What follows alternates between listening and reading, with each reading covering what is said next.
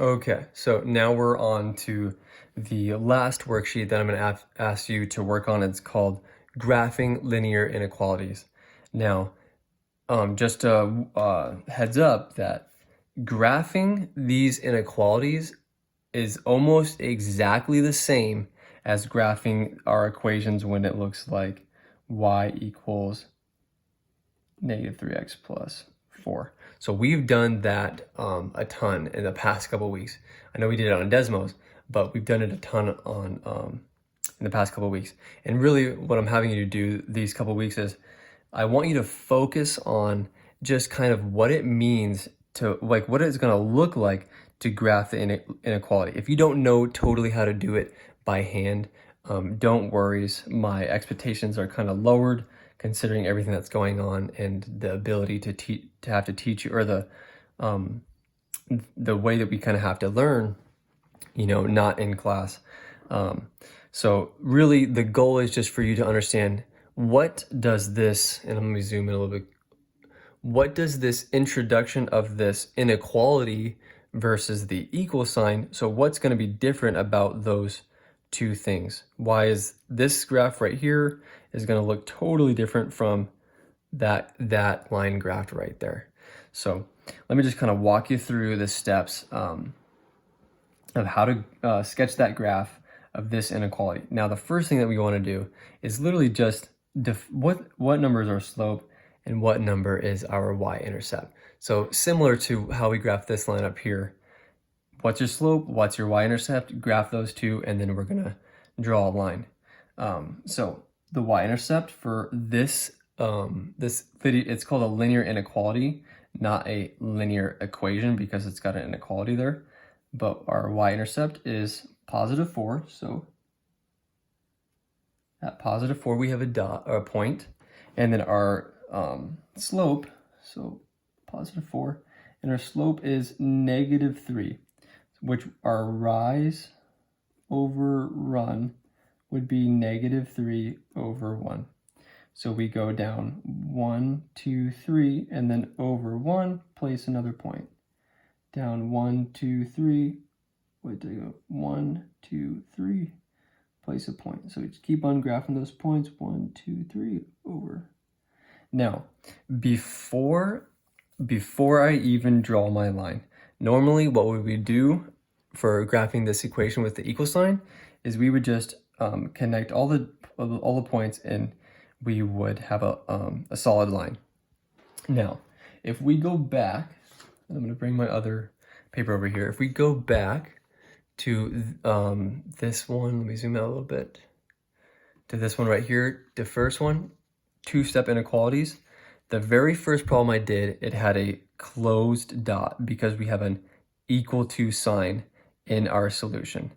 The next one I did over here was a greater than sign, so we had a open circle.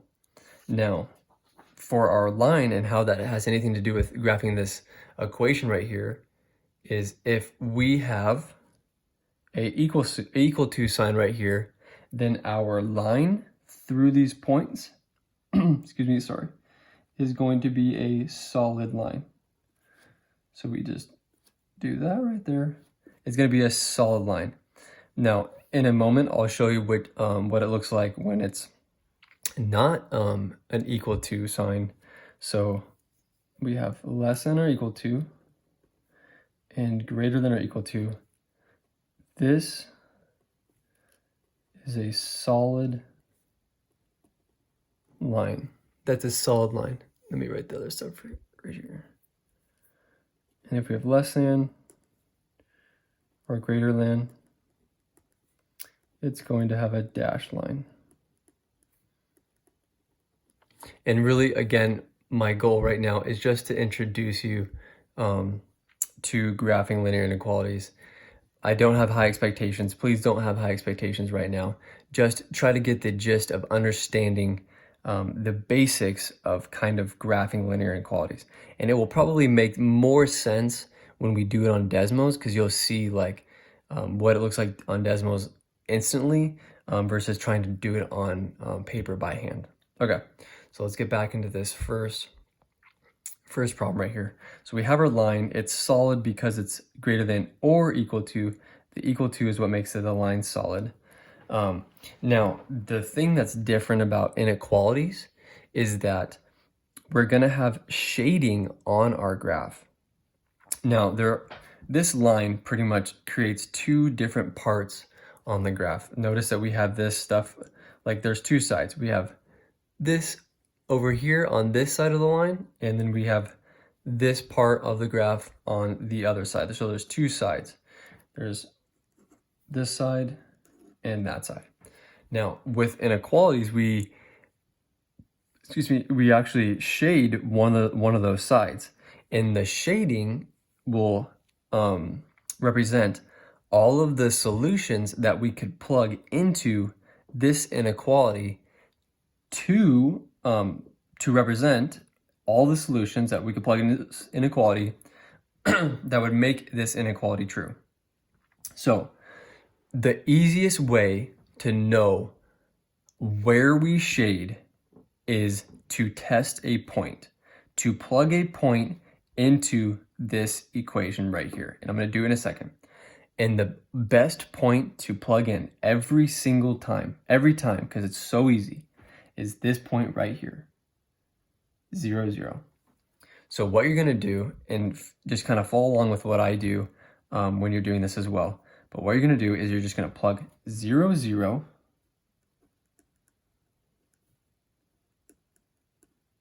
into your equation. So we're basically plugging in 0, 0. So x comma y, for our y variable right there, we're going to plug in a 0. And then for the x variable, we're going to plug in a 0 as well. And this is why it's so easy, because we've got 0 greater than or equal to this stuff. So we just write 0 greater than or equal to that stuff. What's negative 3 times 0? That is 0. And then what's 0 plus 4? That is 4. Is 4 greater than or equal to 4? No, it is not. So that means that wherever this point is, if this 0 is not greater than or equal to 4, then that means you shade the other side. So then I would shade this side over here.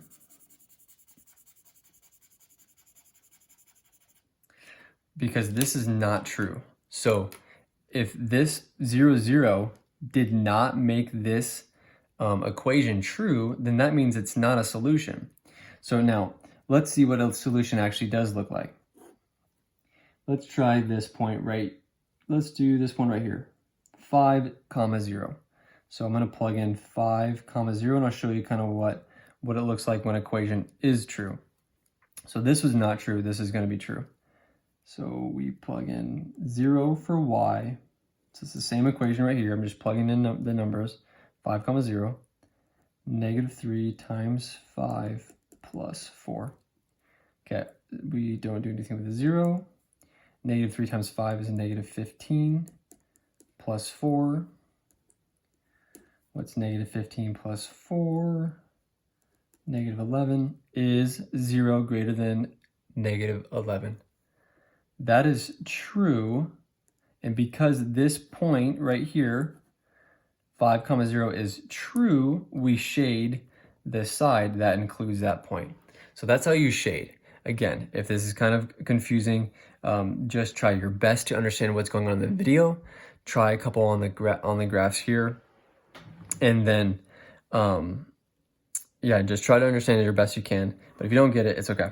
So now what I want to do quickly is just kind of go over one of these that has the it's just a less than or a greater than sign without the equal to sign.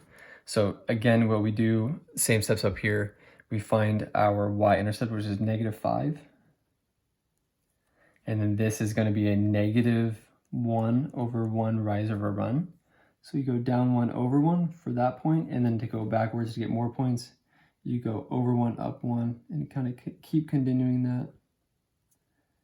And we get this line right here. So we have all these points. Now, if you have no equal to sign under that inequality, then your line is dashed. I'm not going to go too in depth on why it's dashed. The only reason is, or the connection that you may understand is that it kind of is like the open circle of this problem right here. If it's just a less than or greater than, it's open. So if we have an equation for a line, it's like a bunch of open circles on the line, versus this one would be a bunch of closed circles or closed dots on the line. So that's how you graph those ones. And then what you would do for here is plug in 0, 0 into that equation. So you're going to just plug in 0, 0 is 0 greater than, we don't have to do anything with a negative 0, is 0 greater than negative 5. So is this point 0, 0, it is 0 greater than negative 5. That is true. 0 is greater than negative 5. Because that is true, and because we plugged in 0, 0, this is the side we shade. Now, last thing I want to say before I go, is that if you cannot print this paper out, because I know not all of you have printers, which is okay.